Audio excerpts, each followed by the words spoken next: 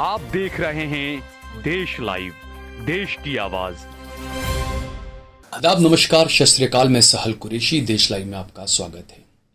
Israel दुनिया का वो देश जिस पर सभी की निगाहें टिकी हुई है। दुनिया का वो देश जिसकी कम्युनिटी के, जिसे यहूदी कहा जाता है, उस मामूली सी कम्युनिटी का पूरी दुनिया की इकोनॉमी पर कब्जा है। लेकिन इन दिनों पिछले 3 महीने से इजराइल में जबरदस्त हंगामा बरपा हुआ है। तकरीबन 3 महीने से इजराइल में हिंसक झड़पें हो रही है, लोग प्रदर्शन कर रहे हैं और ये तमाम पूरा प्रदर्शन है, ये वहाँ के प्रधानमंत्री बेंजामिन नेतन्याहू के खिलाफ है।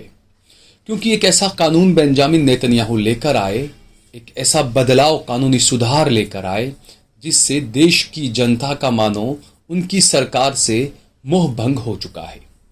आपको तफसील से बताते हैं कि क्या है पूरा मामला। लेकिन उससे पहले अगर आपने हमारा चैनल देश लाइव सब्सक्राइब न किया हो तो हमारी चैनल को जरूर सब्सक्राइब कर लें। इसके अलावा सोशल मीडिया पर, फेसबुक पर, ट्विटर पर और इंस्टाग्राम पर आप देश लाइव को, सहल कुरैशी को और सहल कुरैशी ऑफिशियल को जरूर फॉलो कीजिए। तो हम बात कर रहे हैं इजराइल की, जहां पर पिछले 3 महीनों से लगातार प्रदर्शन जारी है और इन प्रदर्शनों के अंदर पूरे देश के जितने भी समुदाय के, जितने भी अलग अलग संस्थानों के लोग हैं, तकरीबन वो सभी हिस्सा ले रहे हैं। देश की जनता इसमें बढ़ चढ़कर हिस्सा ले रही है। देश के जो अलग अलग जो स्वतंत्र महिला संगठन हैं, शिक्षाविद हैं, विश्वविद्यालय हैं, वकील हैं, डॉक्टर हैं, उद्योगपति हैं, तकनीकी कंपनियों से जुड़े हुए लोग हैं, कर्मी जो हैं, कर्मचारी जो लोग हैं, हर कोई इस प्रदर्शन के अंदर हिस्सा ले रहा है। क्योंकि बेंजामिन नेतन्याहू ने जब पिछली बार अभी सरकार जो बनाई अपनी, इस बार वो बड़े ज़बरदस्त बहुमत के साथ सरकार बनाई और उसके बाद मानो वो अपनी मनमानी चलाने लगे।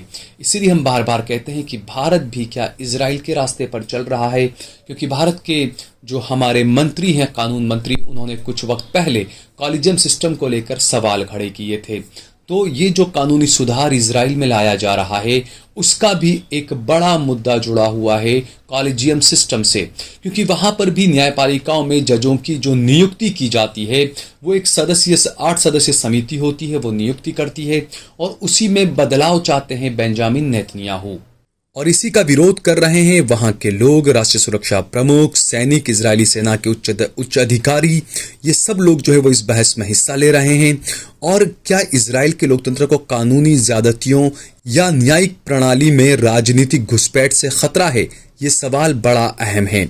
यहां से शुरू हुआ विवाद। इजराइल के प्रधानमंत्री बेंजामिन नेतन्याहू ने पिछले साल दिसंबर में स्पष्ट बहुमत के साथ सरकार बनाई और नए प्रशासन के पहले महीने में उप प्रधानमंत्री और न्याय मंत्री यारिव लेविन ने संसद में न्यायिक सुधार विधेयक पेश कर दिया। विधेयक के कुछ ऐसे बिंदु हैं जिसे लेकर लोगों का कहना है कि कार्यपालिका और न्यायपालिका के बीच शक्ति को संतुलित करने का प्रस्ताव रखा जा रहा है, ताकि लोकतांत्रिक रूप से चुनी गई सरकार अदालतों में कमजोर न हो।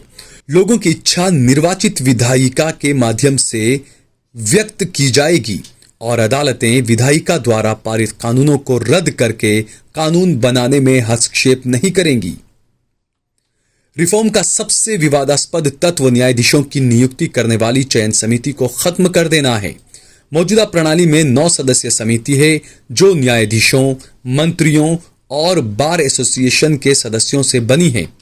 नेतन्याहू की कानूनी टीम ने एक नई समिति का प्रस्ताव रखा जो न्यायाधीशों के चयन में सरकार को ज्यादा अधिकार देगी।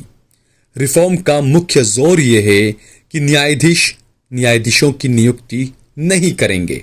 क्योंकि जिस तरीके से भारत में जो कॉलेजियम सिस्टम है कि जो न्यायाधीश होते हैं वो मिलकर कुछ नाम जो है वो सरकार को भेजते हैं और उसके बाद सरकार उस पर अपनी मोहर लगाती है। इजराइल के प्रस्तावित विधेयक के राजनीतिक और साथ ही कानूनी प्रतिरोध को ध्यान में रखते हुए सरकार ने एक सैन्य रणनीति को चुना जिसमें डिबेट, बहस या चर्चा के लिए कोई जगह नहीं थी और इसे विधायिका में जबरदस्त गति से पास कर दिया। यहां से तेज हुए प्रदर्शन। न्यायाधीशों की नियुक्ति से संबंधित मुख्य विधेयक 27 मार्च को पारित होना था। नेतन्याहू ने 3 महीने से ज्यादा समय तक विरोध का सामना किया, जबकि इजराइल सिक्योरिटी और इंडस्ट्री में उनके पारंपरिक सहयोगियों और यहां तक कि अमेरिका में कट्टर समर्थकों ने विपक्ष के साथ बातचीत के लिए कहा। टिपिंग पॉइंट तब था जब उन्होंने अपने रक्षा मंत्री योआव गैलेंट को निकाल दिया, जिन्होंने एक राष्ट्रीय संबोधन में न्यायिक विधेयक को तत्काल रोकने का आह्वान किया था। कई लोगों ने नेतन्याहू को राष्ट्रीय सुरक्षा को खतरे में डालने वाले के रूप में देखा और गैलेंट एक नेशनल हीरो के रूप में उभरे। इसके बाद पूर्व रक्षा मंत्री के समर्थन में विरोध प्रदर्शन होने लगे और राष्ट्रीय श्रमिक संघ द्वारा एक राष्ट्रव्यापी हड़ताल शुरू की गई, जिसने घंटों के भीतर इजराइल के एकमात्र अंतर्राष्ट्रीय हवाई अड्डे को बंद कर दिया। अब आगे क्या होगा?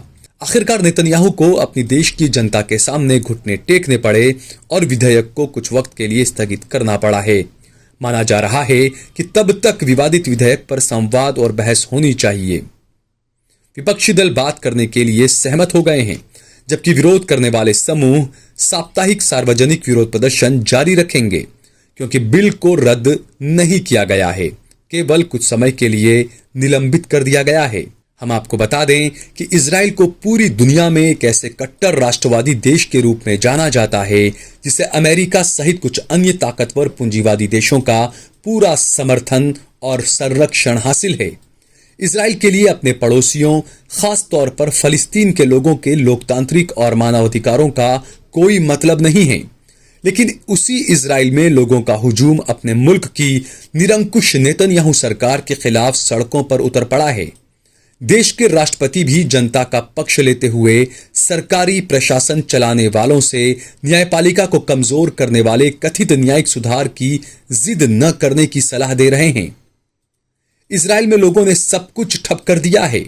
लोगों की एकता और स्वतंत्रता न्यायपालिका के पक्ष में उनका बंद बेमिसाल माना जा रहा है। निरंकुश नेतन्याहू सरकार के खिलाफ उनके प्रतिरोध की कामयाबी का उदाहरण देश विदेश हर जगह मिल रहा है। दुनिया के विभिन्न देशों में स्थित इजराइल के दूतावास भी बंद पड़े हुए हैं। दिल्ली स्थित इजराइल का दूतावास भी आज ठप पड़ा हुआ है। सोचिए, इजराइल जैसे देश में जहां हमेशा एक घोर कट्टरवादी और उग्र राष्ट्रवादी पार्टी ही सत्ता में रहती है, जनता का बड़ा हिस्सा अपने लोकतंत्र और संवैधानिक मूल्यों को लेकर कितना सजग है, लेकिन हमारे यहां वर्ण आधारित समाज और अज्ञात आधारित संकीर्ण धार्मिकता ने लोगों को कितना बेबस और असमर्थ बना रखा है कि संवैधानिक संस्थाओं के कुंद और कमजोर किए जाने के बावजूद कुछ एक अपवादों को छोड़कर बड़े पैमाने पर कोई सशक्त आवाज नहीं उठती। काश इजराइल के लोग अमेरिकी शह पर खुराफात करने वाले अपने देश के सत्ता प्रतिष्ठानों और सत्ताधारी नेताओं पर भी और भी अंकुश लगाते कि वो फलस्तीन सहित आसपास के हर देश और हल्के के साथ शत्रुता खत्म कर शांति और परस्पर सहयोग से रहते।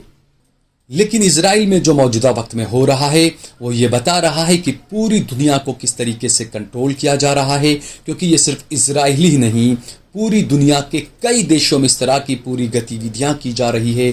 सरकारों की तरफ से ऐसे बिल लाए जा रहे हैं जिससे कि जनता से उनके अधिकारों को छीन लिया जाए। जो क्रॉनिक कैपिटलिज्म है वो भी इसी की एक मिसाल माना जाए, क्योंकि पूरी दुनिया की दौलत चंद लोगों के पास है और इस तरीके के कानून जब लाए जाएंगे तो जो जनता अपनी आवाज़ उठाती है वो जनता अपनी आवाज़ भी नहीं उठा पाएगी। और इसके अलावा यहूदियों का, इजराइलियों का किससे मुकाबला है, किससे दुश्मनी है? वो अपनी जो फंड है, सबसे ज़्यादा फंड इस्लाम पर स्टडी के लिए, इस्लाम पर रिसर्च के लिए, कुरान पर रिसर्च के लिए देते हैं। ये आखिरकार क्यों किया जा रहा है? ये सब क्या हो रहा है? और गुजरात का मॉडल, भारत का मॉडल क्या इजराइल से मुतासिर है, इजराइल से प्रभावित है? ये भी जो है वो अब लोगों के मन में सवाल उठने लगा है। इस वीडियो को ज़्यादा से ज़्यादा शेयर कीजिएगा। अगर आपको ये वीडियो पसंद आया हो तो कमेंट करिए, लाइक करिए। अगर आपने हमारा चैनल देश लाइव सब्सक्राइब न किया हो तो हमारे चैनल को जरूर सब्सक्राइब कीजिए।